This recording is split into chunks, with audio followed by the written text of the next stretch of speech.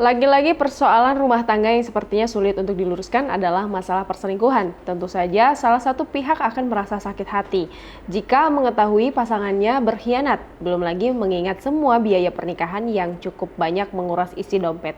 Nah, informasi satu ini menjadi viral setelah wanita ini mengetahui suaminya selingkuh.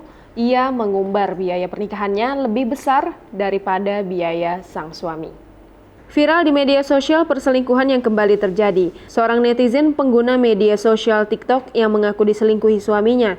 Padahal menurut netizen pemilik akun TikTok @melira_, dirinya telah rela mengeluarkan ratusan juta rupiah untuk biaya pernikahan.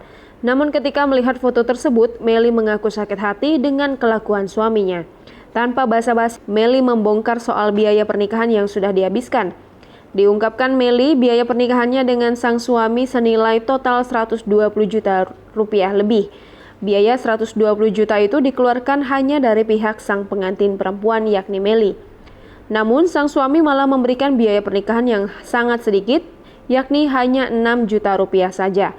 Meski sudah mengadakan pesta pernikahan mewah, menghabiskan ratusan juta, Meli harus bersedih hati. Pasalnya, sang suami malah nekat selingkuh di belakangnya. Hal tersebut terbongkar setelah sang suami rajin menggunakan aplikasi micet sebagai sarana selingkuh, sehingga Meli pun memutuskan untuk bercerai dari suaminya.